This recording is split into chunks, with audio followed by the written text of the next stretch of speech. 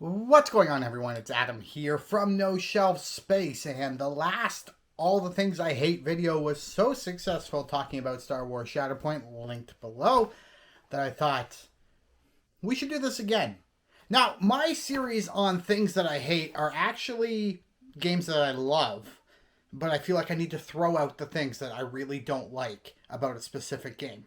Maybe this helps someone in the future. But all the games in this series are games I really love. But the worst thing about going on the internet is, you'll see something and people just gush about it, and they don't pinpoint the things that, hey, maybe this isn't the greatest. So today's video, we're going to be taking a look at Descent: Legends of the Dark. Now, this came out quite a while ago. It was sent to me by Fantasy Flight Games and Asmodee Canada earlier this year. And I've played maybe 25 hours of the campaign so far. And I love the game. I've been playing Fantasy Flight's, a whole series of Fantasy Flight's games. Lord of the Rings, Journeys in Middle-earth, Star Wars Imperial Assault, and of course, this one here. Now, all three of those games, they share one common theme, and is that they are all app-based games. So you have to download an app on your iPhone or your iPad, not your iPhone. You can download it on your iPhone, but I wouldn't.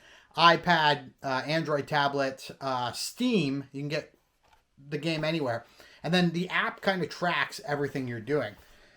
Descent of the three, I think Descent is probably my favorite. Is probably my favorite of all of them. And I think that's for a number of reasons. But there are things in Descent I really don't love, and we're going to talk about those right now. One of the biggest things about Descent is how much stuff comes in the box. There is 3D terrain here. Here's stairs.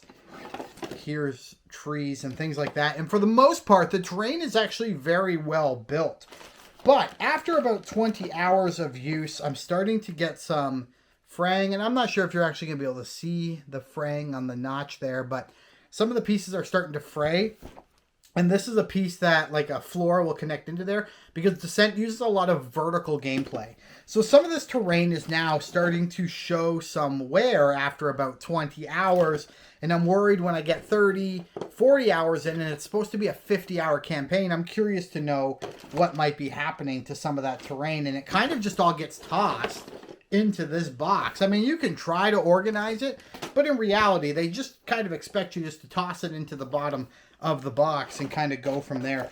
I think one of the biggest issues I'm having right now is there's actually a, and I'm just trying to see if I can find it in here, but I don't think I can. But some of these things are, like, the pillars are starting to come apart.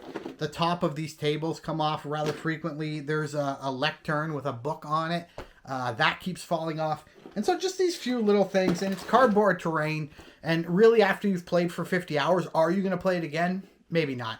But the fact that there's a Act 2 for this coming out this November called Betrayer's War that will be using pieces from Descent. So you're going to be using this actually longer than the 50-hour campaign it was meant for.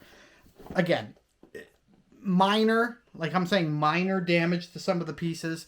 Like the bottoms of these trees, they can come off pretty easily now. But for the most part, you're never going to get plastic terrain in this stuff. So the fact that we at least get some terrain and not just tokens. Like Lord of the Rings, Journeys in Middle-earth doesn't come with any 3D terrain at all. It's all just little tokens that you lay on the mat. So it's like, here's a token for a bush, and here's a token for a statue. It's not an actual statue, not even a cardboard one.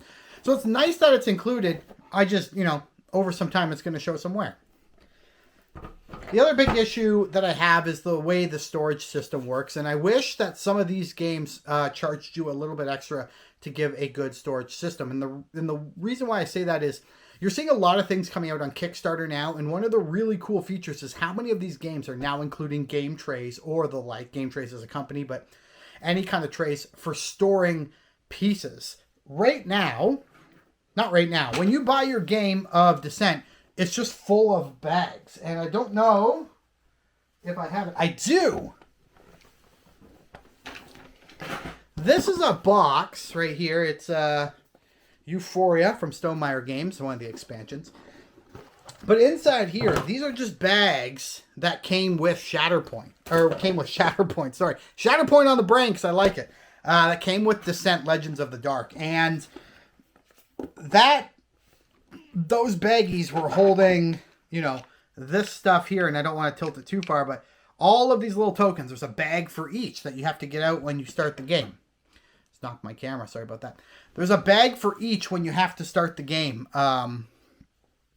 We have these little dials here. There's a bag for the dials. We've got all the dice right here. There's a bag for all the dice. And as you can see, I have 3D printed trays. If you want to see a video about those trays, I have that also linked down below. You can check it out.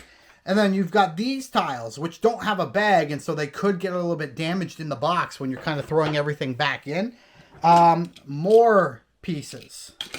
And, oh, I just dropped it. But more pieces right here. More pieces and more bags. And if you're someone who puts Descent out onto the table and you play it for hours upon hours, it's probably not a big deal. But I play maybe one scenario per sitting, and there's dozens and dozens of scenarios, I assume, in the game. You're constantly putting stuff away. Here's more tokens.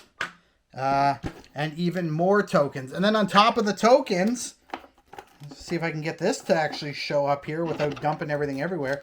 You've got cards. So many cards. I've got 2 of these just full of cards. And you're throwing those into bags, and you're just kind of tossing it all in the box and hoping that that's going to work and be fine. With Descent, my major issues are not even gameplay and not what's happening in the game. It's actually with putting it all back into the box. I really hate my games to be disorganized, and I really hate my games to be ruined or to be damaged in any kind of way, which is why all these cards for Descent are right sleeved up, because I don't want them to get ruined, especially since it's a game that we'll be playing so much. But like I said, these trays are like a godsend. Like, if you have a 3D printer, you have someone who has access to a 3D printer, and you own Legends of the Dark, or you're going to get Betrayer's War, honestly, invest in some trays, because the bags is a disaster. And again, I wish they would have included a cool insert in the box. To be fair, that's not a very common thing, right? To have inserts in the box. I'm going to show you something here that I just recently got. This is a copy of Hamlet. This just recently came out. And Hamlet, this is a retail edition of Hamlet. And what I actually like is there's a lot of bags in this. But look how separated. It comes with a cardboard separator. So while things are still bagged up, at least they're bagged up and put in spots within this box. I love that. I love that. This is from Mighty Boards. This is from Mighty Boards, and it's a cardboard insert that was flat in the box when you got it. You had to build it and put it in. But it keeps everything nice and separate. Something like that for Descent just would have been amazing. And it's not common. It's not common. You could take this critique that I have and probably, you know, extrapolate that across most board games. Most board games. All right. The rulebook for Journeys in Middle-earth is actually pretty good. I find the stuff that comes in the Descent box actually pretty bad. It's just not great. Like, you're constantly jumping around. This is pretty handy. And there are reference cards. I had an issue with Shatterpoint where there weren't reference cards in the box. There are reference cards with Descent, but this rule book is not written very well. You're constantly, like, especially when you first start. In rule books, people are like, whoa, well, after a while, you'll know the rules. I know that. I get that. This is a rule book. This is supposed to teach you how to play. When you're first playing, you're going to be flipping through this book, the other books, just trying to figure out how to do certain things. And it's like, hey, what can I do here? And then you're like, oh, I better go figure out where the heck that might be. It's not great. This is not a well-written rule book. I wish this was better. The minis in the game are both phenomenal and a little bit scary. Phenomenal because the detail on these things is outstanding. I don't think Fantasy Flight Games has always been known for having great miniatures. But these minis, and I don't know if you're going to be able to see, I don't know if it's ever going to focus. These miniatures are just insanely detailed. There's so much detail on them. They are very light because they're made with a different plastic than the minis from Journeys in Middle-earth and Star Wars Imperial Assault. So they're insanely light. They also have the hollowed base. So you can actually put like these tokens on so that, you know, if you have two of the same enemy but in different groups, you can put a little token on there like that. And anyway, doesn't really matter.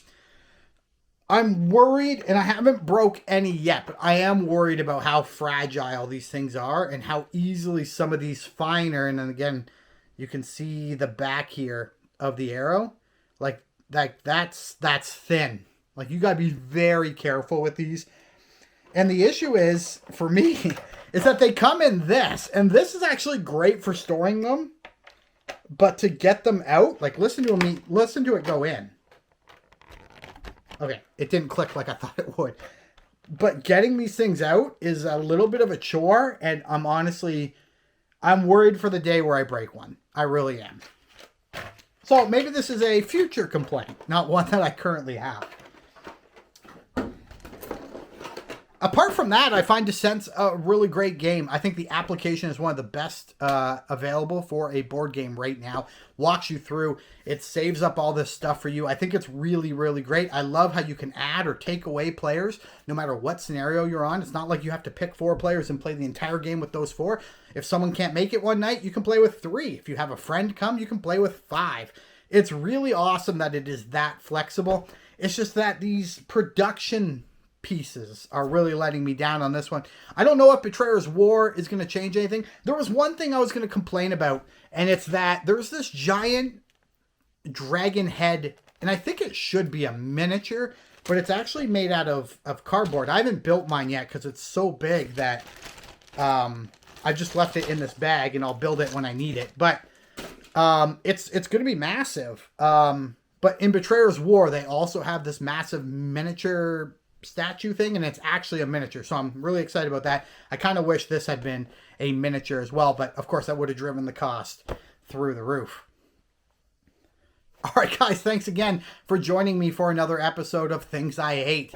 This time it was about Descent: Legends of the Dark. Fantastic game, though. If you really want a campaign-style game, I think this is one you should definitely check out. But until next time, thanks for watching.